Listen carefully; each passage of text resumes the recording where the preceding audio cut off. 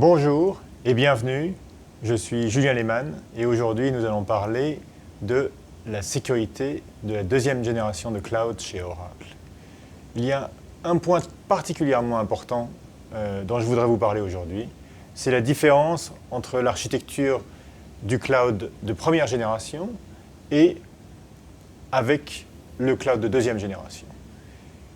Et en fait, le cloud de première génération a été très bien conçu avec ce système de hypervisor, donc de hyperviseur, qui est capable de contrôler la gestion de machines virtuelles sur un serveur. Donc typiquement, il y a un serveur avec un hyperviseur dessus qui permet de contrôler la création de VM, virtual machines, pour les différents locataires, pour les clients qui vont avoir chacun une machine virtuelle qui se partagent sur un serveur.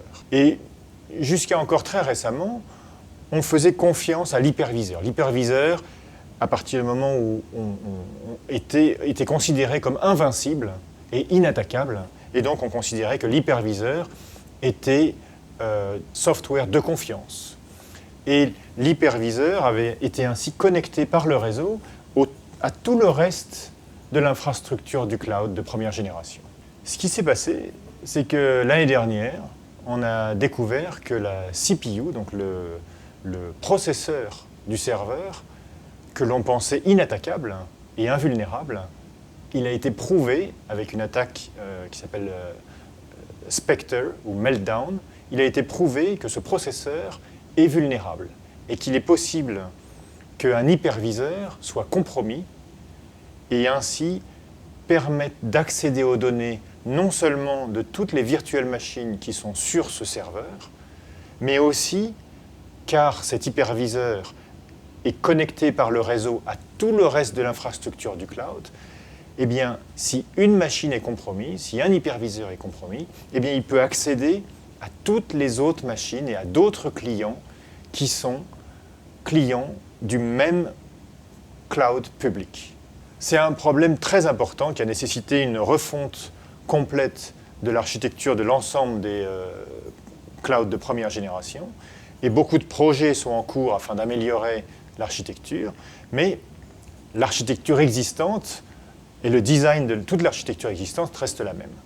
Chez Oracle, finalement, nous avons bénéficié de ces connaissances lorsque nous avons fait le design de notre cloud et nous avons choisi une approche différente, dans le sens où nous avons cette fois non pas pris l'hypothèse que l'hyperviseur était invulnérable, nous avons fait le contraire, nous avons pris l'hypothèse que l'hyperviseur pouvait être vulnérable.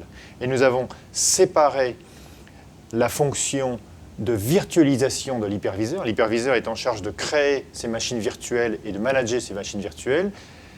Et chez les clouds de première génération, l'hyperviseur était aussi en charge de la gestion du réseau. Et cette fois, chez Oracle, nous avons séparé, vous pouvez voir l'illustration, nous avons séparé la fonction de création des machines virtuelles de la fonction du réseau. Et en déportant cette fonction réseau et en s'assurant que l'hyperviseur maintenant est uniquement dédié à la gestion des machines virtuelles, nous pouvons nous assurer que si jamais l'hyperviseur est compromis, eh bien, il n'a pas accès au réseau, il n'a pas accès au reste de l'infrastructure de notre cloud.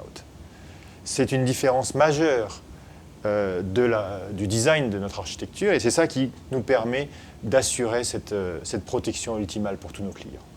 Cela a un bénéfice, bien sûr. Donc, vous pouvez voir que si jamais une attaque a lieu sur une VM lors d'un cloud de Generation 1, cette attaque peut se répliquer sur toutes les autres VM, mais aussi sur tout le reste de l'infrastructure, alors que dans le cloud d'Oracle, si jamais une VM est compromise, éventuellement l'hyperviseur peut être compromis, les autres VM sur ce même bare metal peuvent être compromises, mais le spillover, la réplication ou bien le mouvement latéral de cette attaque vers d'autres bare metal, d'autres serveurs dédiés, est impossible, car la fonction de réseau est en dehors de la machine, et gérée en dehors. Le deuxième avantage, donc le premier avantage, évidemment, la sécurité. Le deuxième avantage, c'est que les ressources de l'hyperviseur sont moins utilisées car l'hyperviseur est maintenant uniquement dédié à la gestion des machines virtuelles et plus du tout dédié aux fonctions de réseau. Et donc, la performance que nous fournissons à nos clients est intégrale, la performance intégrale de la machine. L'hyperviseur ne prend presque plus de computing power, de puissance de processing, et l'ensemble de la puissance est maintenant disponible pour toutes les VM utilisées par nos clients.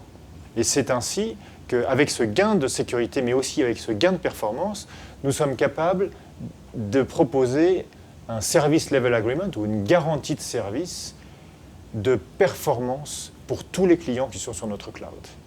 Ainsi, vous n'êtes pas impacté par l'effet qu'on appelle noisy neighbor ou de voisin bruyant. Si jamais un voisin à vous sur une machine dans le cloud et soudainement nécessite beaucoup de puissance, eh bien, ça ne va pas être à vos dépens. Chaque client a accès à l'ensemble du réseau sans être dépendants les uns des autres. Et ça, c'est un avantage très conséquent du cloud d'Oracle et on espère que vous allez pouvoir en profiter très bientôt.